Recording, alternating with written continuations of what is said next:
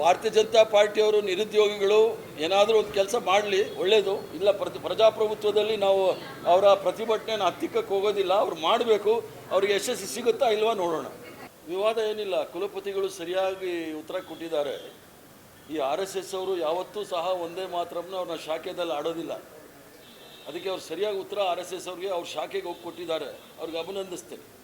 ಯಾಕಂದರೆ ಭಾರತೀಯ ಜನತಾ ಪಾರ್ಟಿಯಿಂದ ಕಾಂಗ್ರೆಸ್ ಪಕ್ಷದವರು ನಾವು ಯಾವುದೇ ದೇಶಭಕ್ತಿ, ದೇಶ ಪ್ರೇಮದ ಬಗ್ಗೆ, ರಾಷ್ಟ್ರಗೀತೆ, ರಾಷ್ಟ್ರಭಕ್ತಿ ಬಗ್ಗೆ ಸರ್ಟಿಫಿಕೇಟ್ ತಗೊಳ್ಳೋದು ಬೇಕಾಗಿಲ್ಲ.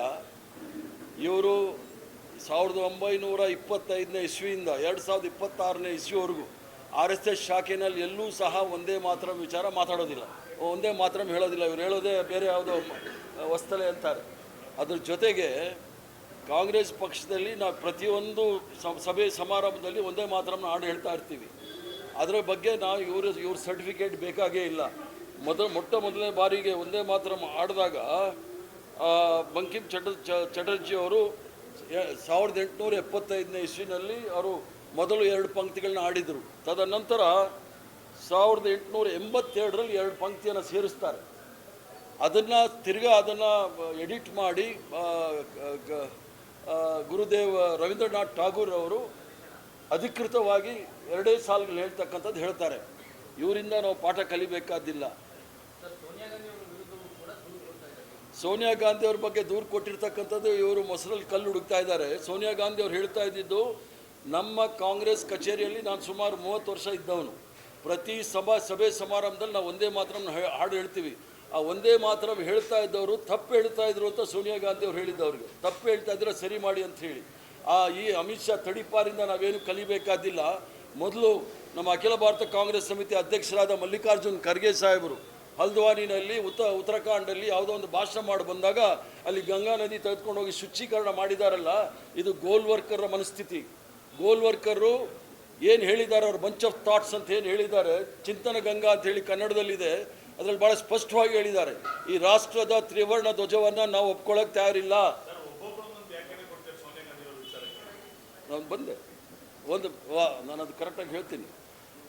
ಗೋಲ್ವರ್ಕರು ಹೇಳಿರ್ತಕ್ಕಂಥದ್ದು, ನಾವು ತ್ರಿವರ್ಣ ಧ್ವಜವನ್ನು ಒಪ್ಪೋದಿಲ್ಲ, ಸಂವಿಧಾನವನ್ನು ಒಪ್ಪೋದಿಲ್ಲ, ರಾಷ್ಟ್ರಗೀತೆಯನ್ನು ಒಪ್ಪೋದಿಲ್ಲ.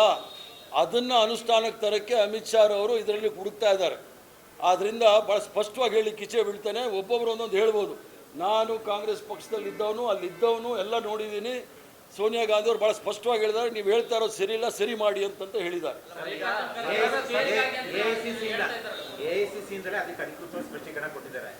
ಹಿರಿಯರಾಗಿರುವಂತಹ ಖರ್ಗೆ ಅವರಿಗೆ ಚೇರ್ ತಂದು ಕೊಡಿ ಅಂತ ಸೋನಿಯಾ ಗಾಂಧಿ ಹೇಳ್ತಾ ಇದ್ರು ಅಂತ ACC ಹೇಳ್ತಾ ಇದ್ದಾರೆ. ನೀವು ನೋಡಿದ್ರೆ ಈ ತರ ಸ್ಪಷ್ಟೀಕರಣ ಕೊಡ್ತಾ ಇದ್ದೀರಾ? ಅರೆ, ಚೇರ್ ತಂದು ಕೊಟ್ಟಿರೋ ತಪ್ಪ? ಇರಿ, ಚೇರ್ ಒಂದು ನಿಮಿಷ, ಚೇರ್ ತಂದು ಕೊಡಿ ಅಂತ ಹೇಳಿದ್ದಾರೆ. ಅಷ್ಟಕ್ಕೆ ಸ್ಟಾಪ್ ಅಂತ ಹೇಳಿದ್ದಾರೆ ಅವರು. ಸ್ಟಾಪ್, ಅವ್ರಿಗೆ ಅವ್ರು ನಿಲ್ಲಕ್ಕೆ ಆಗ್ತಾ ಇಲ್ಲ, ಚೇರ್ ತಂದು ಕೊಡಿ ಅಂತ ಹೇಳಿದ್ದಾರೆ. ತಪ್ಪ ಅದು? ಹಿರಿಯರಿಗೆ ಗೌರವ ಕೊಡ್ತಕ್ಕಂಥ ಕೆಲಸ ಸೋನಿಯಾ ಗಾಂಧಿ ಅವರು ಮಾಡಿದ್ದಾರೆ. ಅವ್ರು ಮಾಡಿರೋ ಭಾಷಣದ ಜಾಗಕ್ಕೆ ಹೋಗಿ ಗಂಗಾ ನದಿ ತೆಗೆದುಕೊಂಡು ಶುಚೀಕರಣ ಮಾಡ್ಲಿಕ್ಕೆ ಹೋಗಿಲ್ಲ ಸೋನಿಯಾ ಗಾಂಧಿ ಅವರು. ಒಂದೇ ಮಾತ್ರ ಮಾಡುವಾಗ ಯಾರು ಕದಲಂಗಿಲ್ಲ, ನೆಟ್ಟಿಗೆ ನಿಂತ್ಕೋಬೇಕು. ನಿನ್ನೆ BJP ಆಫೀಸಲ್ಲಿ ಸ್ವತಂತ್ರ ದಿವಸ ಒಬ್ಬ BJP ಶಾಸಕರು, ವಿಧಾನ ಪರಿಷತ್ತಿನ ಶಾಸಕರು ಯಾವ ರೀತಿ ತ್ರಿವರ್ಣ ಧ್ವಜಕ್ಕೆ ಗೌರವ ಕೊಟ್ಟಿದ್ದಾರೆ ಅಂತ ನೋಡಿ. ಹಿಟ್ಲರ್ ಶಾಹಿ ತೋರಿಸ್ತಾ ಇದ್ದಾರೆ. ಅದಕ್ಕೆ ಕೊಡಬೇಕಾದಂಥ ಗೌರವ ಕೊಟ್ಟಿಲ್ಲ. ಇರಿ, ಅದು ಸುದ್ದಿ ಏನಾಗಿಲ್ಲ. ಇದು ಅಮಿತ್ ಶಾ ಅವರ ಕುತಂತ್ರಕಾರಿ. ಅವರು ಏನು ಗೋಲ್ವರ್ಕರ್ ಅವರ ಏನು ಚಿಂತನೆ ಇತ್ತು, ಚಿಂತನ ಗಂಗಾ, ಅದರ ಎಲ್ಲ ಅಂಶಗಳನ್ನು ಅನುಷ್ಠಾನಕ್ಕೆ ತರಲಿಕ್ಕೆ ಒಂದೊಂದೇ ಹೆಜ್ಜೆ ಇಡ್ತಾ ಇದ್ದಾರೆ. ಅದು ಈ ದೇಶದಲ್ಲಿ ಸಾಧ್ಯ ಇಲ್ಲ.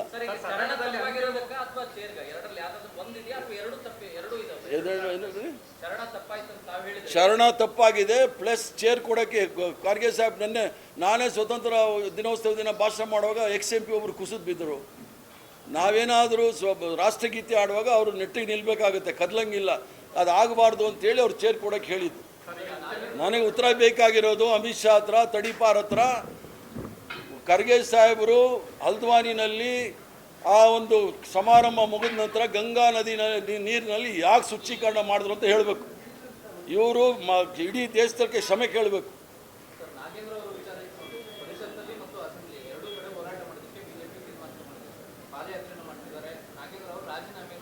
ಕಲಾಪ ನಡೆಸೋದಕ್ಕೆ ಬಿಡಲ್ವಂತೆ ಸರ್. ಭಾರತೀಯ ಜನತಾ ಪಾರ್ಟಿಯವರು ನಿರುದ್ಯೋಗಿಗಳು ಏನಾದರೂ ಒಂದು ಕೆಲಸ ಮಾಡಲಿ, ಒಳ್ಳೆಯದು. ಇಲ್ಲ, ಪ್ರಜಾಪ್ರಭುತ್ವದಲ್ಲಿ ನಾವು ಅವರ ಪ್ರತಿಭಟನೆಯನ್ನು ಹತ್ತಿಕ್ಕಕ್ಕೆ ಹೋಗೋದಿಲ್ಲ. ಅವ್ರು ಮಾಡಬೇಕು.